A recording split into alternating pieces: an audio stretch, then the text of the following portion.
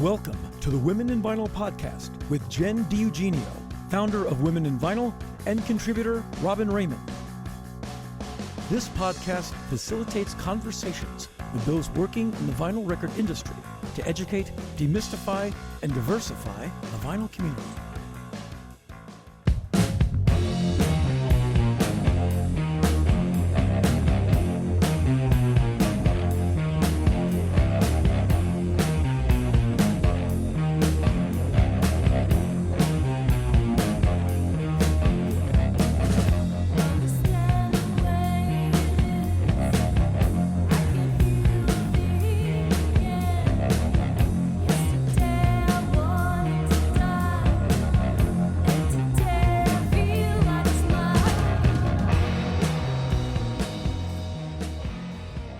Shout out to Desert Records and Book of Wyrms for the use of their song, Meteoric Dagger, off their album, Occult New Age. It came out this year, and you can head over to pick up a copy at desertrecords.us. Thank you for joining us on episode 21 of the Women in Vinyl podcast. It's our final episode of the year. Today, we have a very special guest, Billy Fields, Vice President of Sales and Account Management at Warner Music, and the best mustache in the business. Thanks for joining us, Billy. Happy to be here. So, for those who don't know about you, maybe tell us a little bit about how you got into this industry. Oh, goodness gracious. So first, let's just realize that I'm incredibly old. And so I've been in the business a very long time. Started working in a record store in California in 1986 and parlayed that into a job at WIA Distribution in the early 90s. I've been here ever since. Jobs have changed, responsibilities have changed, but the thing I've been most focused on since about 2008 to the present is independent retail, all things associated with what they do in the market and record store day, and then obviously the vinyl format from not just a domestic agenda or a domestic focus here for the Warner Music Group, but also trying to give advice and lend expertise for how we manage things globally. I just want to be clear, I'm not in production. I'm not in inventory management. I am looking at it from a sales perspective, a marketing perspective, and so sit rather uniquely inside of the major in this sense. And I think you have a really unique perspective for sure to bring to the conversation today. We'll see. Well, you're sort of known as the vinyl guy, the vinyl dude in the business. And I know that we've been hearing a lot from listeners and people online that they're concerned over what's happening with vinyl because of all the delays and everything. And I know that you share through Twitter and other ways through different conversations and such on sort of trajectory, growth, numbers. Maybe you could give a little overview of what that has looked like for 2021 and maybe where you see that in 2022. Sure. So I'm going to take us back in time a tiny bit before we talk about 21. Yeah. Because certainly the pandemic impact starting in March of 20 has changed how the format has been adopted by certainly millennials and Gen Z, but also how it has sort of reinforced its presence in sort of every other generation's life since pandemic hit. But that's not the only reason why we're where we are. So one of the things I was looking at was those first 11 weeks of 2020 and what those weeks looked like compared to 2019 and 2018.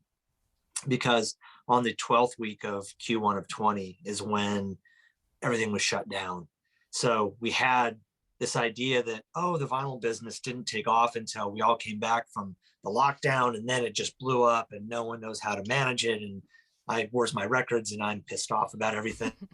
Leave the person that's at fault to be unnamed at this point. Maybe we'll talk about that later. But the first 11 weeks of 20 was up 42.3% over 19. And as a sort of a level set comparison, the first 11 weeks of 2019 was up 8.6% over 2018. So really what we have to sort of set our mind around is, when did this really begin? And then when did all of us in the label side, majors, indies, independent artists, manufacturers, everybody in between, when do we actually start to see the true impact of this increase? So when you look at that increase in 20 and it being up 42.3% over 19, and then it gets shut off.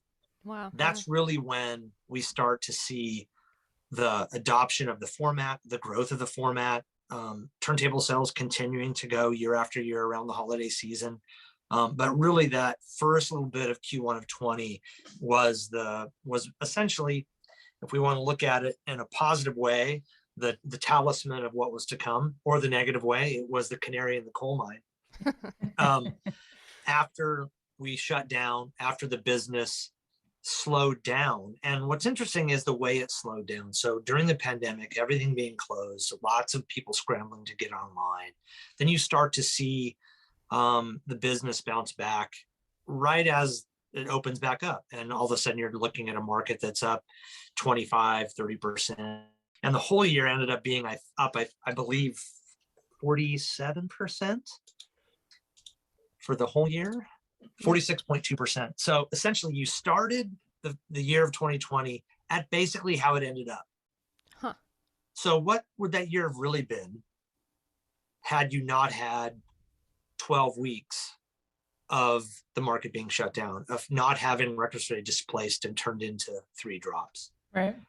So that leads into 2021. So what happens? Basically you have the 2 strongest quarters for vinyl sales in the last half of 2020, including Q4, which includes the holidays, for the first time ever crossing 12 million units sold.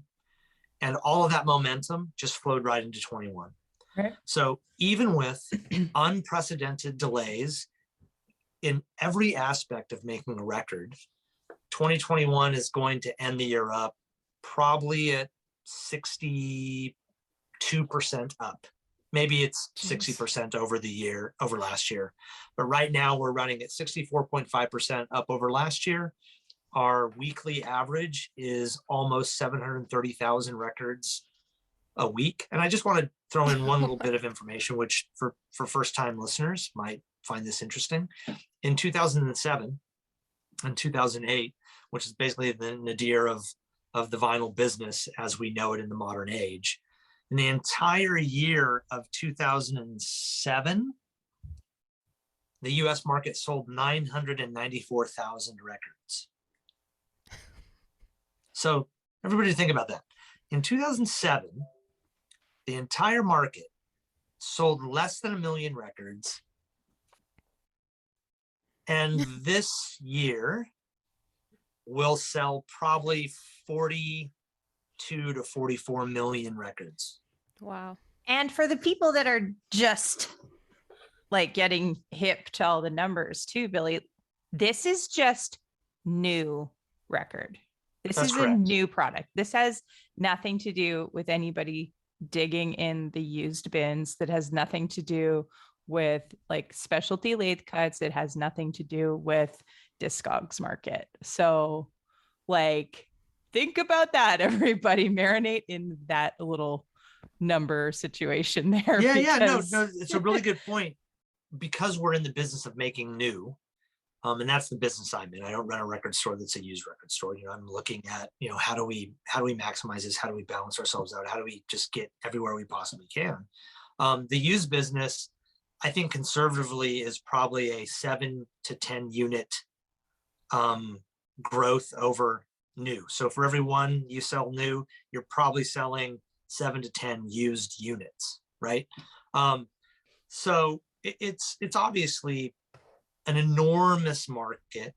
The two sides feed and support one another. By the way, it also doesn't include a lot of secondary sales on new records that have just been sold. Yeah. So what they call the flippers. Yeah. I know that people don't like that word. They don't like those people. Those are terrible people, those flippers.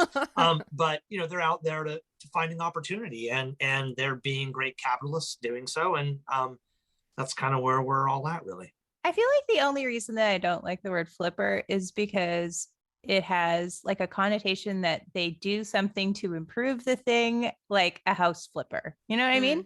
Yeah. As opposed to like a fish appendage. Like it's not a a friendly dolphin. Yeah, it's not a lovable dolphin from the 60s. It's like they're not actually improving the record by buying it. They're just facilitating a little bit. So are they flipping it? No, they're reselling it.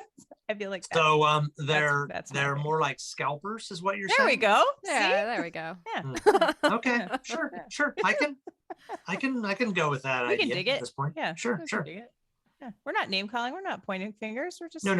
Of course not. Nomenclature. Just breaking it down. Exactly.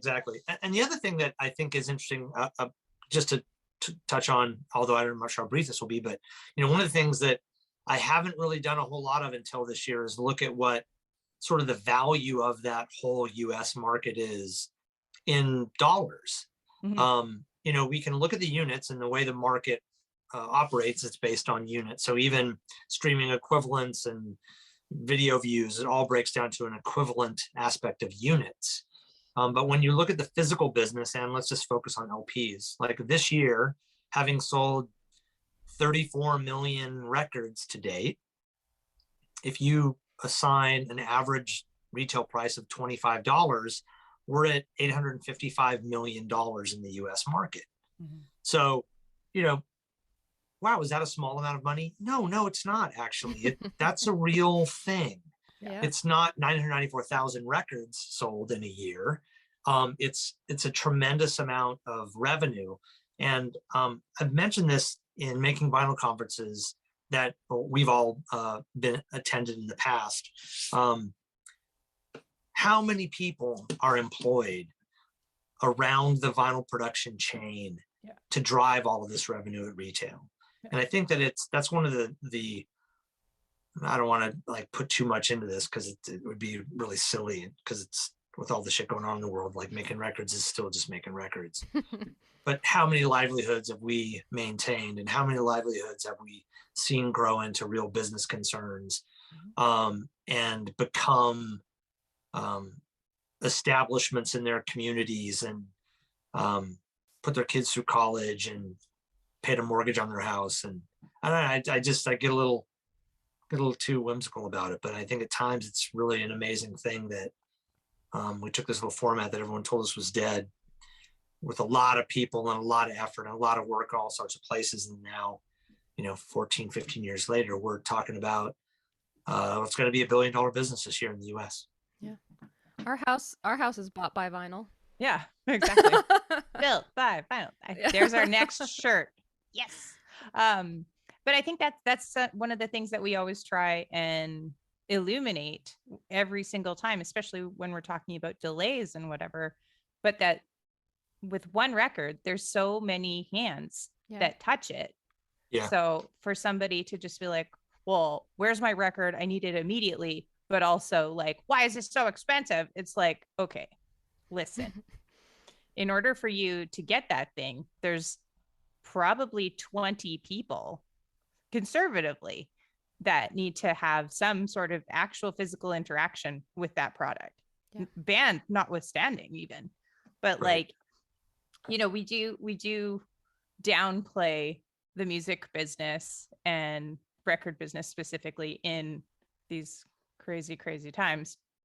But I feel like one of the reasons that it has experienced such a surge is because it has been such a refuge for people, and having that actual tangible moment with their band or with their artist du jour, that there's something, I mean, that you can't really assign a dollar value to. Obviously, that's one of the things we're talking about, but like that's one of those things where it's like, it does have the ability to lift you up, and it does have the ability to, create a better space in your house, or, now you get to sit down with your favorite record and your favorite artist and maybe experience their entire catalog when you didn't have time to do that before.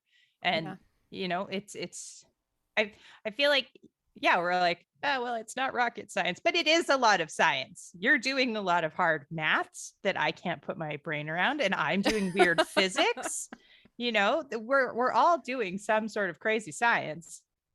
Doesn't specifically apply to the pandemia, but like, we're just doing our best in the space that we're in. So, carry on, soldiers. Like, we're doing. I always like the glassy-eyed moment when you try to explain to someone the metal process, the galvanics process. Like, how do you make a record? Okay, well, you do that. Oh, and then, by the way, that's for both sides of the record, right? It's amazing how not new any of this technology is, and still how truly unknown it is to the vast majority of people that interact with it. Obviously, you can go to YouTube now and see like any number of YouTube videos of like how to make a record. Like, it's crazy watching all these manual presses in the 40s and 50s and 60s and fields of them in large buildings. And it's bananas, but it's mostly still an entirely bespoke, hand produced product. Even when it's in a big plant and there's lots of automation, it still takes so many human beings to pull it off that it still boggles my mind. Yeah. And when I hear people complain about turn times and stuff, I'm sometimes like, seek out that information. I mean, it's just crazy to me that you wouldn't, because it's such an interesting process. I wonder, you think about like when people complain about the records being late, I think, okay, well, were you on time? Did you actually get all of your stuff turned in so that the plant can be workable? Did you do your part to make sure that you were on time? And look, the answer is like, yeah, sure, lots of people were on time. Sure. And their stuff's still going to be late. But usually what happens is you're dealing with an entity that didn't have their shit in on time. Can you curse on this? Is that all right? Yeah. Oh, yeah. Okay. Please. Just I wasn't sure about that. They the art assets are late. They can't get print started. Oh, I need to get my labels done first. What? Oh, wow. Sorry, I didn't have those finished. Music's coming in late. Test pressing problems. Oh, geez, gonna push you back. And because there's so much being held up behind every single job, like when that job is not ready, it's like, I'm sorry, but like, you either have to have everything squared away and ready to go, or you are going to the back of the line. Like, nobody has any ability to wait for you to turn your things in on time. But like, to get art in on time is, and you have to have approvals from different entities there too. Like, there's so many aspects and check boxes that people just don't understand go into all of these little projects. And the more complex that they get with a box set or a reissue of something, like, there's always going to be formatting things. And like, going into Jen's old world with design, fonts, colors, Pantones, you name it, it's all got to be approved and okayed. And God help you if there's a spelling mistake, like, or if a color's not available and you put that on the sticker. That's a fun time. Yeah. Oh, that's a fun one. That's for sure. In the pandemic, that's a really great one. Yeah. This is not the aqua blue that you're showing me on the internet. I know. I like when people aren't changing them now too. So you get something and you're like, okay, cool. They had to change it. How do you do that though? It's like, what you say is like, we've just made you a very, very special collectible. Exactly. Easter eggs. We're all about that's a cooler way to actually talk about it. Yes, the Easter eggs. Yeah, you're right. Yeah. Right. I think an interesting thing that maybe you could shine some light on too is how it works from the label side when companies are buying in on allotments of a release. Like, obviously from a major label perspective, it's like Targets, in some cases Walmart's. How does that work with them sort of signing on to a certain number of units? Because I know, like, from the pressing plant side, it's like if so-and-so doesn't get their 10,000 units or whatever by X date, they might pull it. Like, what sort of things are labels up against in that kind of way? Well, I mean, you just mentioned a really good one, right? You do a lot of work to set a record up. You want to put it into a certain segment of the market because it works that way. It works with the release. The artist is the right artist, and you can't deliver on time. There are, when you think about, I have to sell a record to an independent record store. It's one record store. They're going to place an order. We're going to ship them some units. If we're talking to that store directly, hey, we're late. You're not going to get it by this time. You're going to get it a week later. You can do that pretty easily. You can be flexible. You can decide together, hey, do we want to keep trying to do this? Whatever it might be. But when you're talking about trying to put a record into an account, say like Walmart, that's as so large as they are, with 4,500 locations, and make sure that it goes into their logistics supply chain in a way that arrives everywhere where it needs to arrive. If you're not hitting those dates as a supplier, then just like I said about if your record's not ready, they're just going to move along. That's what's going to happen to you, because they can't hold up an entire release date because your record is late. Right. So especially on new releases, it gets incredibly difficult because you have to make sure that you are planning your unit builds accurately so that you can deliver on time to make all of those deadlines and those supply chain challenges. Catalog has a little more flexibility around it, frankly, because you're going into it saying, hey, we're going to try and get you a variant on catalog X, and it's got a target release date of, let's say April 22, but when you get to February, like, hey, it's going to be June. As long as you're far enough in advance of it and you can actually have these conversations, then you can move them around. But usually it's not moving them on the press. It's actually moving the actual eventual receipt date inside, right? Right. But it takes a lot of eyes on it, and it takes a lot of conversation with the accounts themselves and all the people that are involved in those interactions. I find that, and I say this to plants, to labels, to everybody that I work with. I really like bad news fast. I like bad news as fast as possible, and good news can show up when it shows up. And I think around vinyl production at this point, that's really what it comes down to, is like, hey, if we have a problem that this is not going to make the dates that we have decided, that we've agreed to, that we have targeted as being the date that we're going to go after, need to know that as soon as possible. Yeah. And the plant is going to know that before anybody else. Right. They're going to know if the labels are not separating like they should, if they've got a problem with stampers breaking, they got molds going down on presses, all the things that can go wrong at the plant. I mean, because once you have an approved test pressing, it's can they stay operational long enough to get your records out? Yeah. And, those are just a ton of challenges.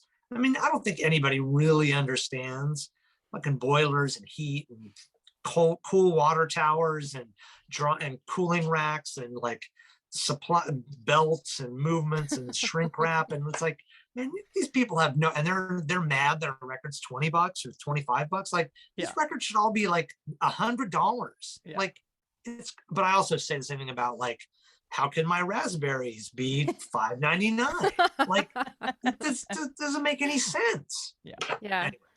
It is. It's crazy. And, bad news first is definitely something that we do where I work. But I mean, it's so important because we talk here about all the hands that go into making the record, but there's also a lot that goes into that release date too, and the advertising and marketing around all of that as well. Oh, sure. Yeah.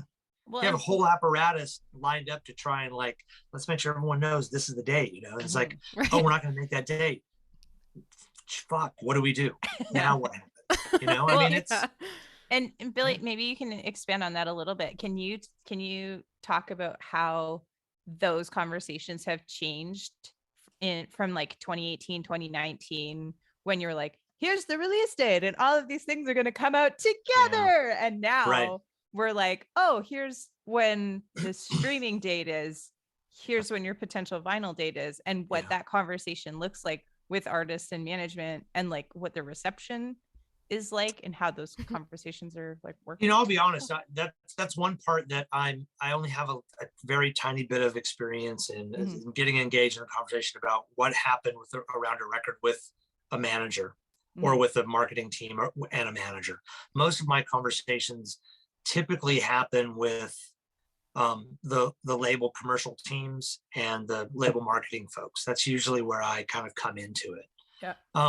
But really what it is now, and it's been this way for, again, more than just this year, more than just last year, but it's about the desire for an artist to deliver their music as late as possible, because, they don't want it to leak. They don't want fans revealing track listings. They want to be in control of their art. They want to be the ones that birth it to the world, as it were. And so a lot of times what will happen is they're really clear, like I'm going to go with raspberries. I'm going to do some birthing.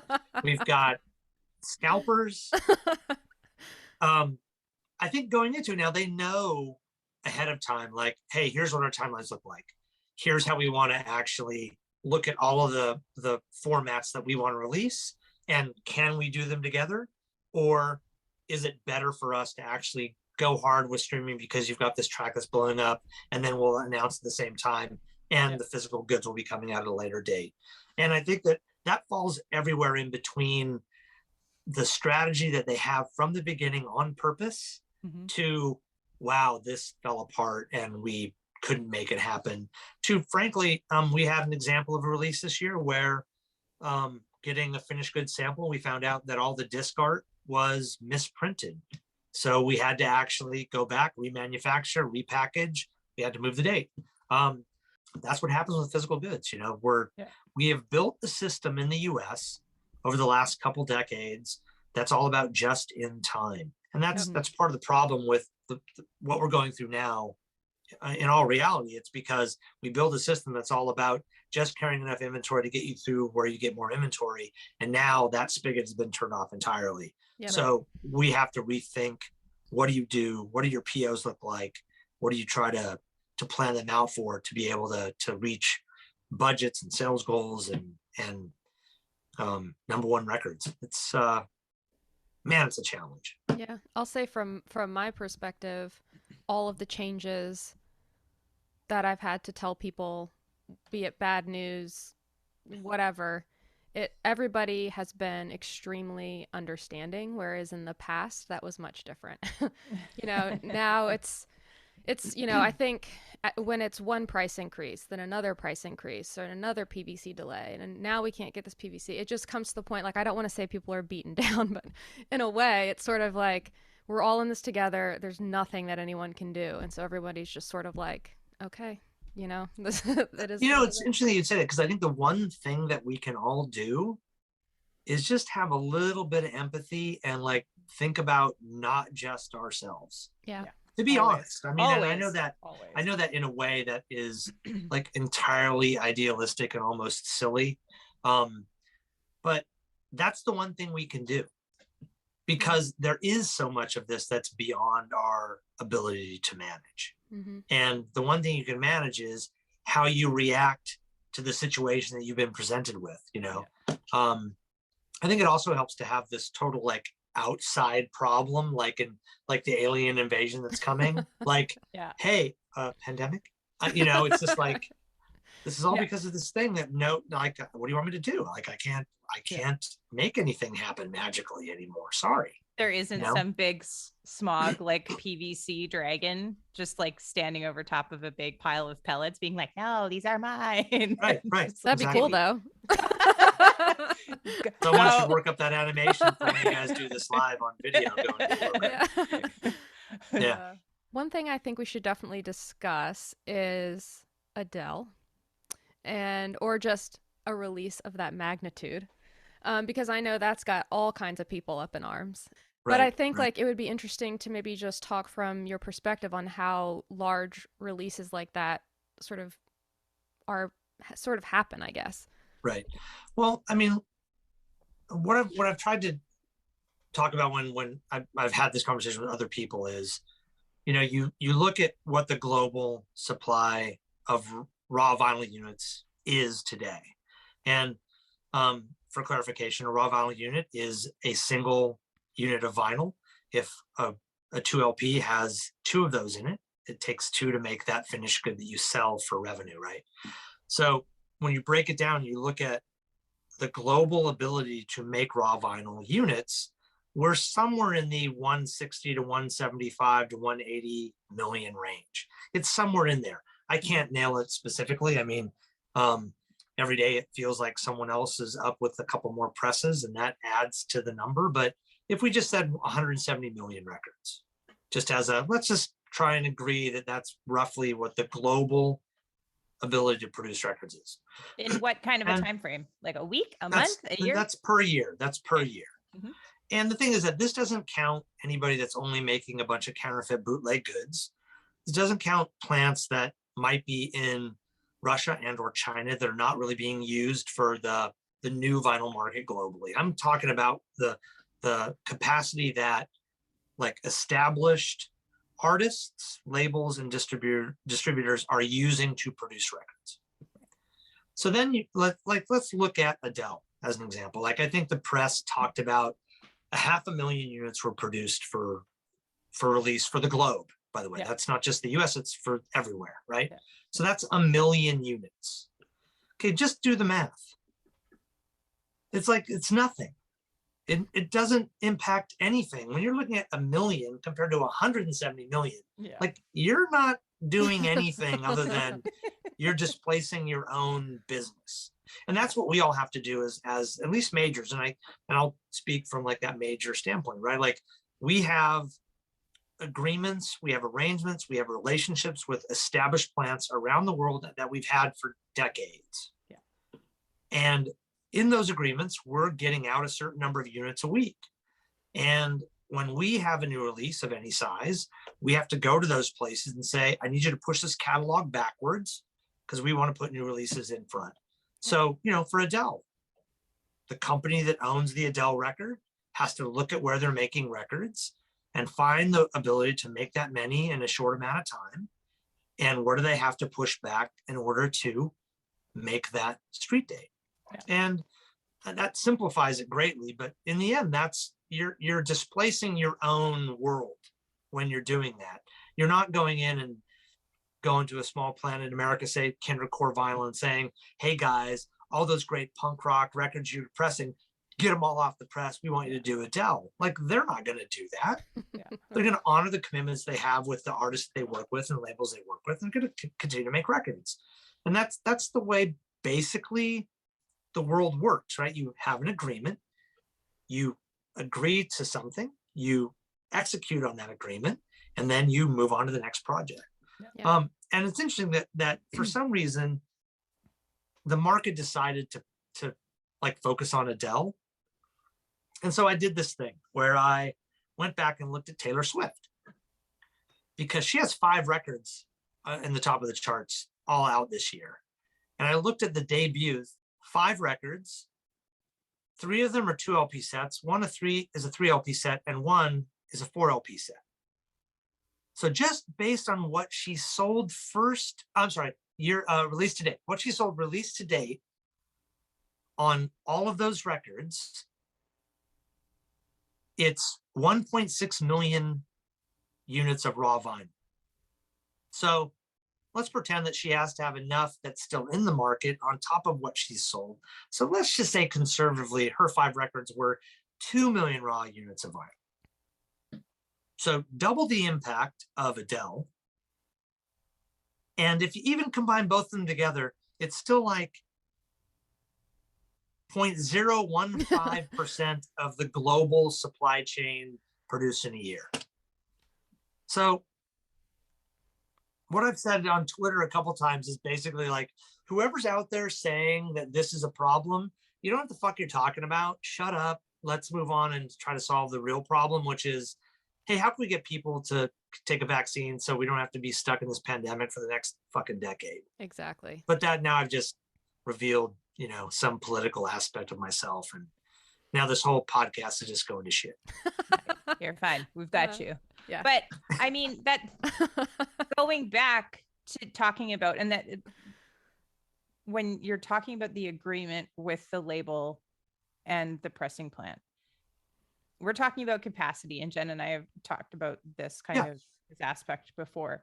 And when labels decide to put new catalog or like new releases on press, they're displacing their own capacity. It has nothing to do with anybody else's capacity. And I think that's the biggest hiccup with and one of maybe the biggest points of like misunderstanding with general populace is that they thought that they just took over plants. And I'm like, I mean, and we like talked, that. and we talked about this on one of the other episodes, but I was like, I wish that Adele was an independent artist and actually had to go to the pressing plant and be like, love, I want you to press 500,000 records for me. Thanks. Like I that's the Saturday Night Live skit that I want to see.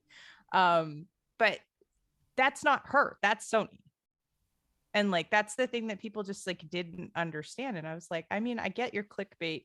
Yeah, there was a lot of beating her up about it for sure. Yeah, but there was. And look, I think there's a couple things out of that. The first is, that's exactly right. Like, that is displacing the capacity of Sony. Now, because all the majors are pressing lots of records and they have a lot of titles that they need to put into the market, that they want to put in the market, that is their ability to do so. Is it putting a strain on the overall ability to produce records in the world for people that are not aligned with majors or big independents? So as an independent artist, if you woke up tomorrow and said, I really want to make a record and get it pressed, are you going to have a hard time finding a partner to do that because there's so much demand already baked in? The answer to that is unequivocally yes. But I would also say, and this is the part that, you know, even though I do work for a major and I know that no one's going to give me a pass for that in trying to sort of put my mind in what it's like for an independent artist or a smaller independent label to actually make records. There are so many plants that are out there that are running 1 or 2 or 3 presses, and they thrive on making short runs because it works best inside their system. So if you're playing 100%. A game of Tetris with capacity, you want runs of 200 and 300 and 500 and 1,000. You don't want runs of 10,000 because it just shuts you down. And if they can't get a record made,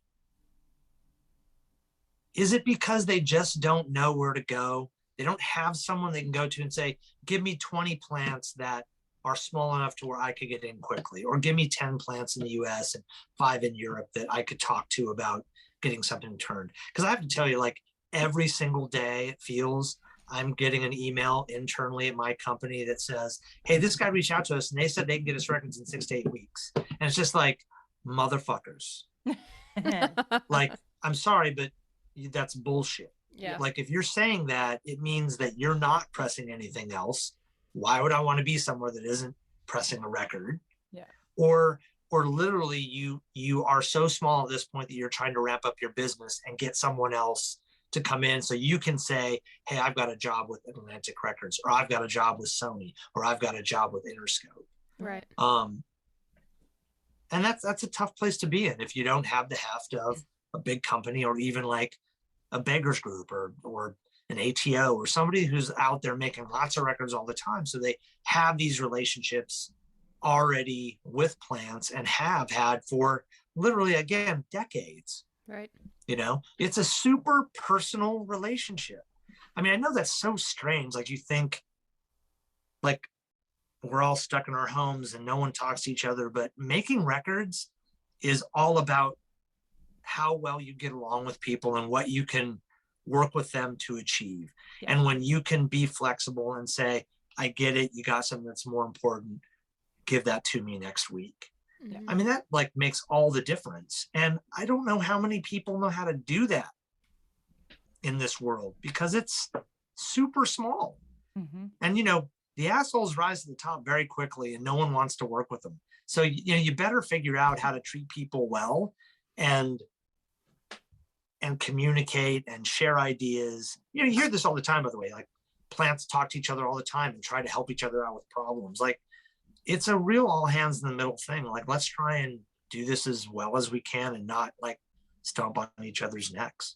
But the press would not make you believe that that's what's going on. It feels like these people are all shut out and you're screwed. Have a nice day. Well, and like one of the questions that I have, and maybe the numbers will back this up. Do you think that, and this is purely for my own understanding too, do you think that there's a lot of plants that lowered their capacities when vinyl was in its like wane? So there was like, back in the OG days, maybe their minimum was 300 or 500. And then as everything kind of started to slow down in the early 2000s, they lowered it to 100. Like, do you think that those numbers are going to change going into 2023 and beyond? Yeah, interesting. I mean, so you have to take a snapshot of sort of what that business looked like, right? So you're talking about a time period where all the majors divested from their own physical manufacturing apparatus, and those plants either went to private hands or they went to scrap. Yeah. And you lost a ton of capacity. And the plants that actually survived through the 90s and the early 2000s, and frankly the 80s, because let's just be clear, like the music business said the CD thing's the thing, let's go, and everything changed. And so I don't know so much that the plants necessarily changed what they would take as like a minimum order, but there's really no ability to make records. I mean, there just weren't that many plants. Yeah. Plants that survived were making 12 inches, were doing house music. There is perhaps an apocryphal story about RTI that they were able to stay functioning and open for quite a long period of time because they were replicating Church of Scientology records, transcripts, and they basically were just pressing records all the time. Now look, here's the thing. This may not be true. I just want to clarify this. This is just I have heard it might this be true, rumor. it might not. Yeah. What's that? Yeah, I've heard this too. Yeah. Okay, so maybe it's true, but the point is, it wasn't the music business per se from the major label side that were keeping all of these plants in operation. So yeah, they adjusted down to what it is that they needed to produce. Yeah. So I want to like jump back to numbers for just a second. Yeah. So if we go back to 2013 to 2015, that 3-year span saw the vinyl market increase 98% over those 3 years. Whew. It took from 2016 to 2018 for the capacity and demand to balance itself out. And that's because companies started making new presses, new plants started opening, people refurbed old presses they found, and you started adding real capacity to the market to produce records. And that worked through 2019 until the beginning of 2020, when that quarter shot up 42.3%. Right. And so if you look at what happened just in our recent past, 2013 to 2015, we're just doing that again. So how long will it take for us to find equilibrium? Well, the numbers are a lot higher. I mean, we're talking about, do we go from 42, 43 million this year to 46 next year, 50 next year? What is it going to take to get to that point? How much more capacity can come online to manage that demand, to actually meet that demand? So do we get out of it by 2023? Maybe. Maybe it's end of 23, beginning of 24, we'll really start to see, like, now we're back in line. Much will be revealed in the future, and it's all unknown. Do you think that, and this is just sort of maybe your own opinion, do you think that it will the equilibrium This is will definitely come? all my own opinion. Well, this question, do you think that the equilibrium will come from a decrease? Maybe like we finally get through COVID and people step back from their record collections? Or do you think that it will be more of an impact on through more plants opening? Or bands just not wanting to make vinyl because they're sick of waiting? Because that's what I'm curious, about. Well, I look, I think that, why does anybody make a record to begin with? Like in this day and age, think about like, why does anybody, an independent artist or a major label artist, why are we making records to begin with, right? So one, we think that we believe it's a really strong connection to a fan and a real fan, like fanatic fan, like people who want to go see the artist live are going to buy the merch, are going to buy tickets, going to buy a book, going to go see him in a show. Like We think that it's connective tissue between artists, their music, and their fan, right? But also in a very base way, it's money, it's revenue. It's a way to sell something for money that you are going to take and then redistribute with royalties and pay salaries and all that stuff. Right. So I think that why we is the reasons that we make records going to change, and we can, that's a philosophical conversation we can have at some other time. But for the point of this answer is, so it's going to be a balance of the two things between, will some people get tired? Yes.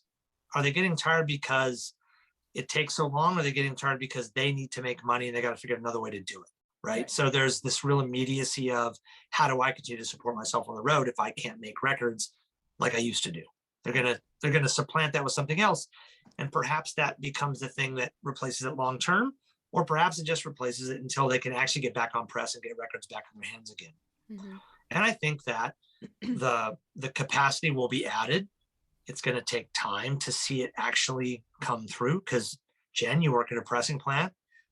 You know that when you get a new press, you can't just plug it in the wall and start making records. It takes time to make a press hum, to get records out. And to just make the presses at this point. Yeah. And that too. I mean, I think that's the other thing about the capacity. Like, you know, there are two levels of capacity addition. There are plants that are operating not 24 hours a day, 7 days a week. How much can they add? And then there are presses. How many presses can you get produced and delivered to be making records? It's going to be a balance between the two things, between some demand eroding because of all the challenges and added presses coming in. And I think, look, you know, when you look at what happened in 2013 to 2015, I want to say that the 2016 market was up 10%, 12%. What was it? It was 10% flat. So you had 3 years that grew by a combined 98, 92, 98, whatever I just said earlier. Who knows? To a year that we're up 10 points, right? So if we've had 2 years now, last year up 46, this year going to be up 60, that's more than 100% year, you know, over 2 years. Next year, I think reasonably you should expect to be up in like 10, 16, 12, 9.5. I mean, who knows what it's going to be, but it's going to be up because the demand for something that is this hot doesn't just evaporate. This is not pet rocks. This is not fidget spinners. It's a fucking lifestyle. The pandemic has attracted 2 entirely new generations of buyers in millennials and Gen Zs. And what I know about records that is true no matter the year, no matter the era, no matter the person that's talking about it, at the heart, records are cool. Yeah. They've always been cool. Yeah. They're always going to be cool. That's not gonna ever change. It's just, it's one of those facts. It's like death and taxes. It's like death, taxes, vinyl's fucking cool. That's right. Not gonna just go away. That's not gonna die. That doesn't evaporate. That doesn't change because a new virtual reality appeared and now we're all in the metaverse. There's something you can't get any other way, even though Lefsetz thinks that vinyl is bullshit. I disagree. What about trends? Are there any trends that you're seeing happening? Reissues? I mean, I'm hoping this trend of like fucking 75 variants goes away soon. Same. Yeah. I'm super tired of that trend. I think the one thing I've noticed sort of globally as well, like this is in different territories as well, is this desire to really do something above and beyond just a normal release, just a normal record, whether that's a suite of products around something, whether that's really testing the boundaries of, does this thing have to have a disc in it too? And that's not just in the vinyl world, but also in the CD world. I think there's a real desire to find a way to make this experience really great and also like own up to the environmental impact, and how can we lessen that, and what can we do about that in paper and recycled vinyl, which we all know is just, you know, you regrind it up and you put it on a press and you're making more records with it because you can. But that still is, you're not tossing it, you're doing something with it. I think that all those technologies around HD vinyl, around green vinyl, all those things are moving in the right direction. I think that, are they trends at this point? I think that you have to point to them. I think you have to accept that that is a part of what the market overall is asking for, and trying to figure out a way to get that done. There's also the aspect too of like bringing production home. I know this isn't like necessarily a sales trend, but a lot of desire, like how can we get more production in North America?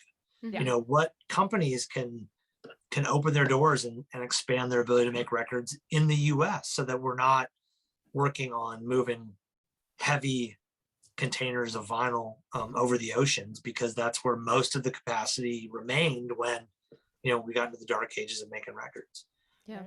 So specialty products, this autograph thing, I hope goes away soon too. I think it's great for fans, but it's just another layer of logistics where you have to have like 3 or 4 or 5 or 10 more people touching things. Right. Well, and your timeline needs to be accelerated then too, because now you're adding an expanded, actually, not even accelerated. Like you have to have an even longer timeline to do all that stuff. You're right, exactly.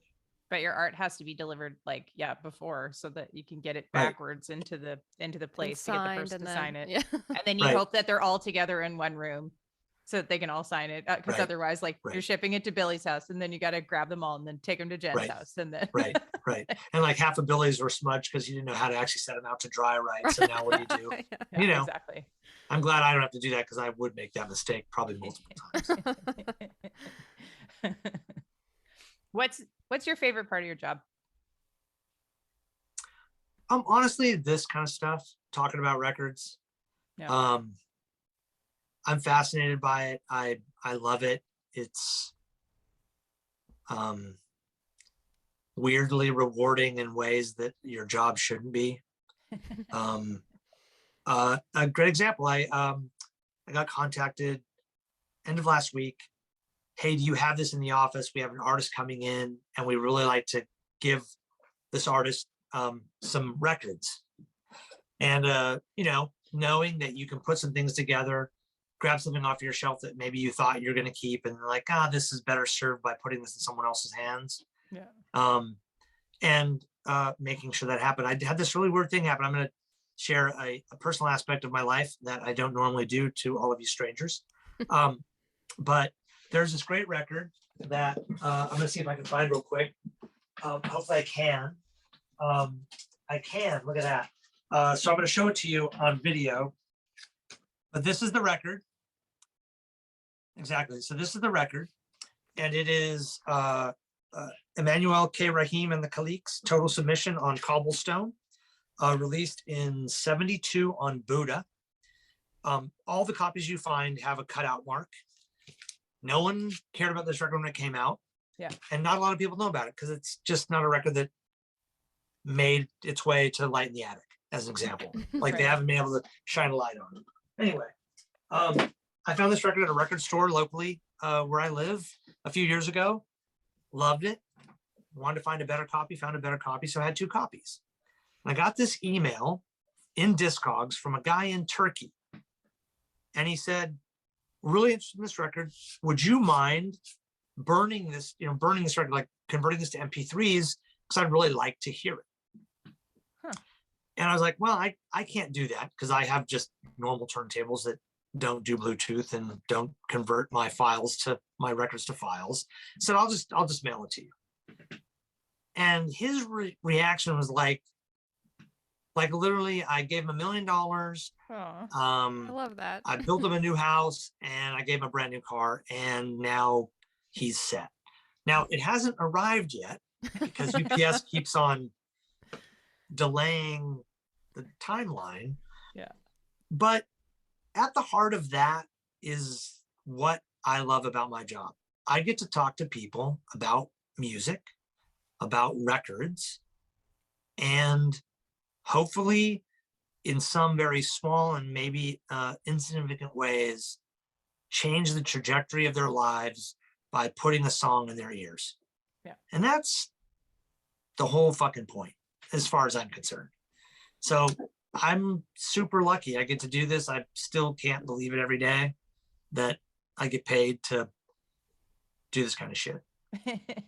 And you've contributed to my Black Sabbath collection.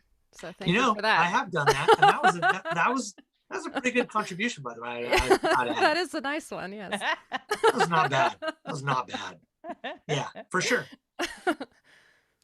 So, But you know, that's the point though, right, Jen? It's like, right. if you can do that, yeah, why wouldn't you? Right. And like every great like used record seller, they're the same way. Like they're out there on this hunt, like in grimy basements trying to find great records because like they want to turn people on to records that they think are just fantastic. Yeah. I've got a local guy, about 2 minutes from me, Chris, who runs Hudson Valley Vinyl. And he's turned me on to so many amazing records that I literally would never, ever have come across, no matter how deep I get into a Spotify playlist. It just wouldn't have happened. And you can't even put money on that shit. Like, that's what you need in your life. You need a bunch of people that can turn you on to things that you've never heard before. And I mean, I think that is the one super awesome, badass thing about doing what I do. Because I am sometimes one of 5 people that gets to hear the record that I make. And like, that's the best day of my life. Right. I get to put that record in that person's hands and they're like, oh my God, this is me on a record. And I'm like, I know, you're welcome. It's and by the way, and now it's for real. Cause all that music you were making, that shit ain't real until it's in a record. It's so true. And I think that was one of the questions was sort of, what do we see the vinyl community overall most invested in? And I think we sort of just answered that to me, it seems the actual community is the investment. You know, everybody loves to talk about their music.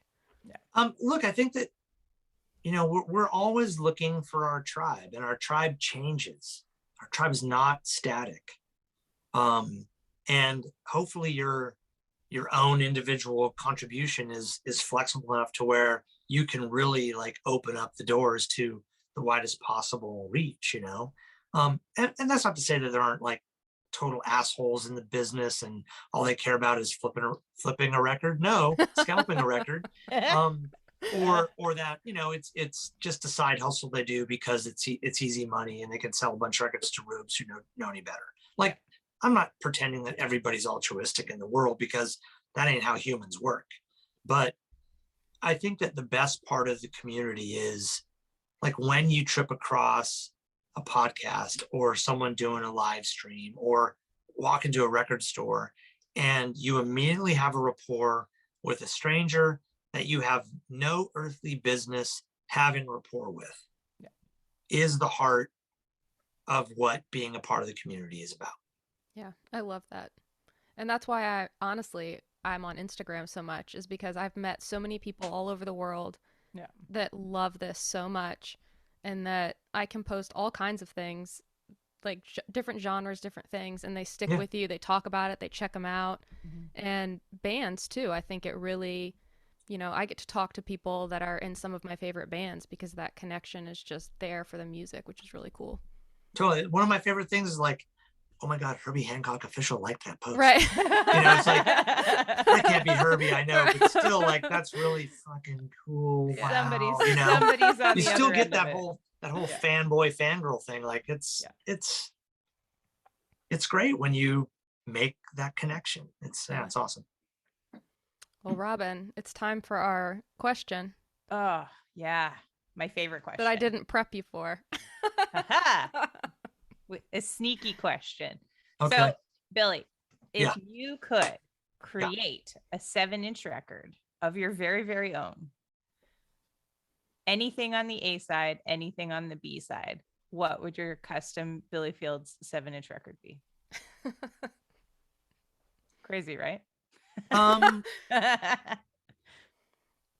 Gosh,